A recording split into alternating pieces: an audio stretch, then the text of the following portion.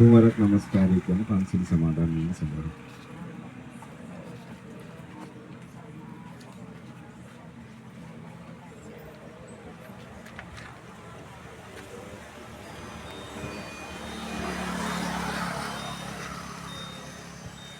බුද්ධං සරණං ගච්ඡාමි ධම්මං සරණං ගච්ඡාමි සංඝං සරණං ගච්ඡාමි ဒုတိယံ පි බුද්ධං සරණං ගච්ඡාමි ဒုတိယံ පි ධම්මං සරණං ගච්ඡාමි ဒုတိယံ පි සංඝං සරණං ගච්ඡාමි တတိယံ පි බුද්ධං සරණං ගච්ඡාමි တတိယံ පි ධම්මං සරණං ගච්ඡාමි တတိယံ පි සංඝං සරණං ගච්ඡාමි สรณาဂมนัง සම්පුන්නං පානාතිපාතා වේරමණී සික්ඛාපදං සමාදියාමි අදින්නාදානා වේරමණී සික්ඛාපදං සමාදියාමි ආමේසු මිච්ඡාචාරා වේරමණී සික්ඛාපදං සමාදියාමි මුසාවාදා වේරමණී සික්ඛාපදං සමාදියාමි සුරාමේරය මජ්ජපමා දත්තානා වේරමණී සික්ඛාපදං සමාදියාමි සරණේන සද්ධින් පංචශීලං ධම්මං සාදුකං සුරක්ෂිතං කତ୍වා ප්‍රමාදේන සම්පාදිතබ්බං සාදුකාරයක් දුන්නු වාසනාවන්ත පින්වත්නි මේ පින්වත් පිරිස මේ අවස්ථාවේදී බලාපොරොත්තු වන්නේ අද දිනය තුල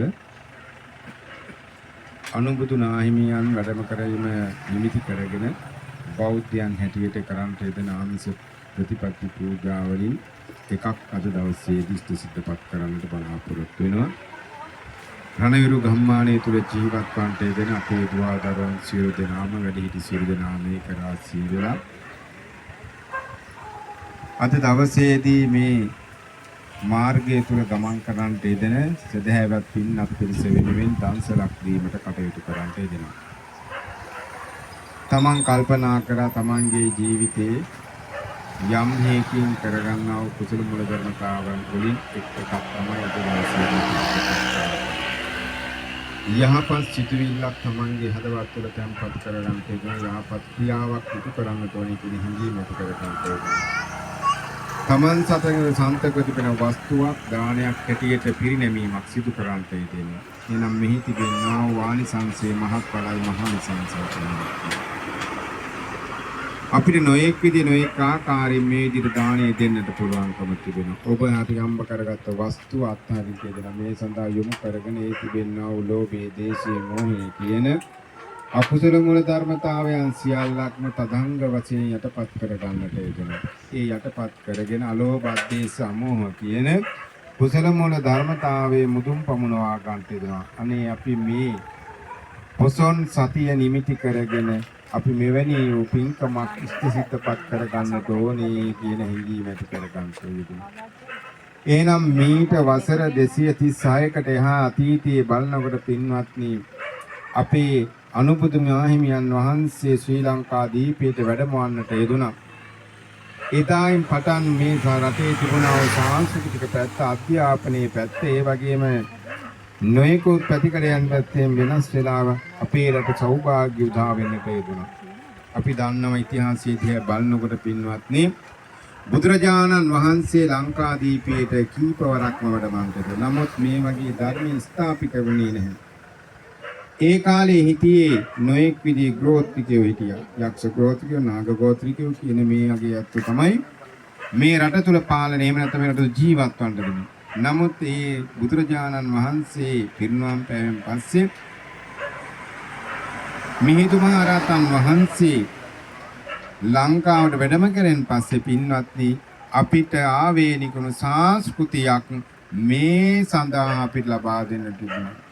ඒ සංස්කෘතිය තමයි අපි අද දක්වාම මේ විදියට රැකගෙන කටයුතු කරන්නේ. ආගමික පැත්තෙන්, අධ්‍යාපනයේ පැත්තෙන්, ගෘහ නිර්මාණ ශිල්පීන් පැත්තෙන්, ඒ වගේම නොයෙකුත් කටයුතු වල පැත්තෙන් අපි මේ සියල්ලක්ම ඉටු කරගන්න යෙදෙන්නේ මෙන්න මේ ලැබුණු දායාදය තමයි. බෞද්ධයෙක් හැටියට බෞද්ධ ආකල්පනය Tamanගේ හදවත් තුළ ගමන් කරගන්නට අපිට ශක්තියක් වන්නේ මෙන්න මේ ලැබුණු දායාදය.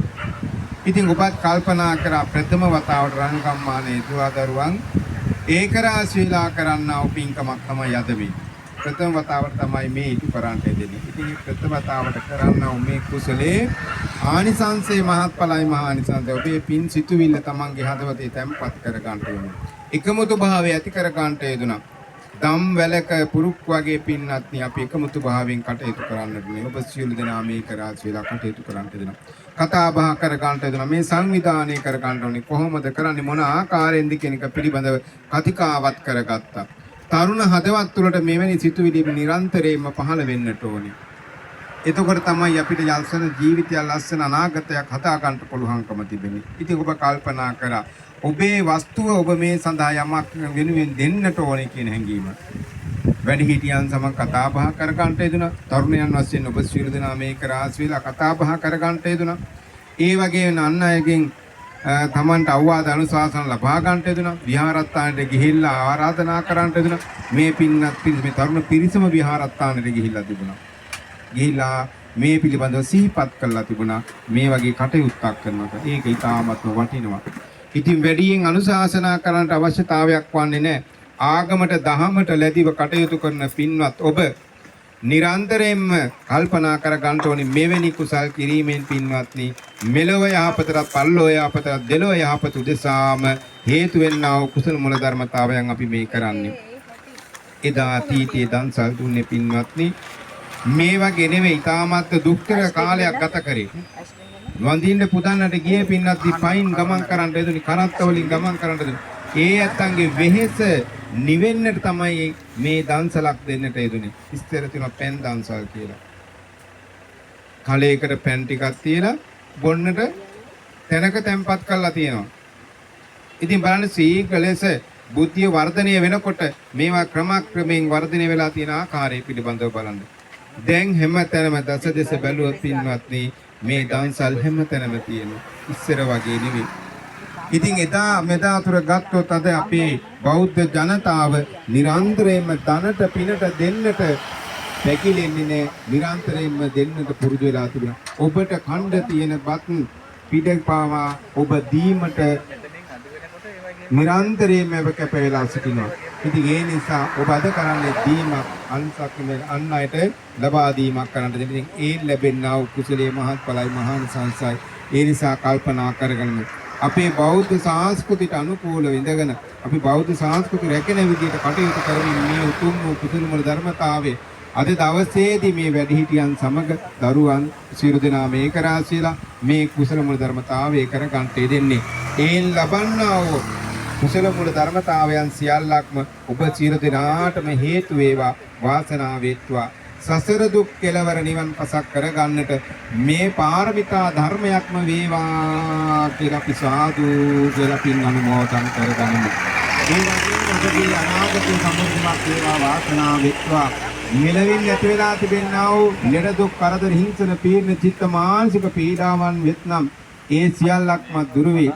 සතුට සමාදානයේ සෞභාග්‍ය උදා කරගෙන වාසනාවන්ත දිවිපෙත් ගත කරන්නට මෙලවින් නැති වෙන්නා වූ යක්ෂ ප්‍රේත වින බන්ධන අනිවිඩ කොඩිනොය කියන මෙන්න මේවෙන් ඇති වෙන්නා වූ යම් කිසි දෝෂ අන්ධකාරයක් වේනම් ඒ සම සියල්ලක්ම දුරු වී සතුටින් සමාදානින් සෞභාග්‍යව කාලය ගත කරන්නට මේ රටට දැයට සමාජයට මෙහෙවරක් කරන්නට පුළුවන්කම තිබෙන පරපුරක් බවට පත්වන්නට නිරන්තරයෙන් ඔබට බුද්ධ ධම්ම සංඝ කියන ත්‍රිවිධ රත්නයේ ආශිංසනේ ආශිර්වාදයේම හේතු වේවා, වාසනාව වෙත්වා කියලා සාදු කියලා පින් අනුමෝදන් කරමු. ඒ වගේම නිරන්තරයෙන් ඔබට අත්වැල් බෙදන ඔබත් තම කටයුතු කරන්නට එදෙන ඔබගේ වැඩිහිටි සියලු දෙනාටමද ඒ වගේම දෙමාපියන් සියලු දෙනාටමද මේ පින් අනුමෝදන් කරමු. අනුමෝදන් වෙත්වා ඒ අතෝත් තුන්වෙනි සැලසි මුදා කරගනිත්වා. කරන කින සෑම කටයුතු සියල්ලක්ම සර්වපකාරයෙන්ම සාර්ථකම වේවා කියලා සාදු කියලා පින් අනුමෝදන් කරමු. එහෙනම් මේ පින්න පිළිමේ දුවදරුවන් සියලු දෙනා අපේ රණුගම්මානයේ ජීවත් වෙන අපේ දුවදරුවන් සියලු දෙනාම අද ඒක රාශීලා කරන මේ කුසල මුල ධර්මතාවෙන් ඔබ සියලු දෙනාටමත් ඔබ සියලු දෙනා කරන කියන රැකී ආරක්ෂා වෙන දහම් ගොතැන්පත් කටයුතු සියල්ලක්ම දිනෙන් දින දිනුවෙන් දිනටපත් වෙත් ඔබගේ යම්කිසි ප්‍රාර්ථනාවන් වේ නම් ඒ සියලු ප්‍රාර්ථනාව ඒ ආකාරයෙන් ඉෂ්ට සිද්ධපත් වේවා. ඒ වගේම ඔබ සියලු දෙනාටමත් මේ පින් හේතු කරගෙන සංසාරේ පුරාවටම මේ පින හේතු කොටගෙන කරන කියන කටයුතු සියල්ලම සර්වපකාරම සාර්ථක කර ගන්නවා වගේම උතුම් වූ නිවනින් සැනසීම උදා කර ගන්නට මේ කුසල් දහම් සියල්ලක්ම හේතු වේවා වාසනාව වෙත්වා කියලා සාදු කියලා පින් අනුමෝදන් කරගනිමු. වැඩි වෙලා කාල වේලාව ගන්නට අවශ්‍ය වන්නේ නැහැ පින්වත්නි. ධර්මයේ කොච්චර ඇහුවත් අපිට ආසා හිතනවා මිසක් අපිට එපා වෙන්නේ නැහැ. නමුත් ඔබේ බලාපොරොත්තු වෙන කාර්යය කරගන්නට අපි ඉඩ ප්‍රස්තාව ලබා දෙන්නට ඕනේ. ඉතින් ඒ නිසා ඔබ සියලු දෙනාටම තුරුණුවන්ගේ සුවිසිමා කුණ බලයමයි මේ හේතු වේ වාසනාව වෙත්වා. සතුට සමාදානෙ නිරන්තරයෙන්ම ලැබේවා. ඒ වගේම යහපත් අනාගතයක් යහපත් ජීවිතයක් ගත කරන්නට මේ කුසල් දහම් සියල්ලක්ම ඒ ආකාරයෙන්ම ඔබ සියලු දෙනාටම හේතු වේවා වාසනාව වෙත්වා කියලා සාදු කියලා පින් අනුමෝදන් කරගනිමු. ඕම් වන්දනමාන කරගන්න. අභිවාදන සීලිස්ස නිච්ඡං වද්ධා පචායිනෝ චත්තාරෝ ධම්මා වඩ්ඩಂತಿ ආයුවන්නෝ සුඛං බලං ආයුරාෝග්‍ය සම්පatti සග්ග සම්පatti මේවත අතෝ නිපාන සම්පatti විනාති සමිඤ්ඤතු.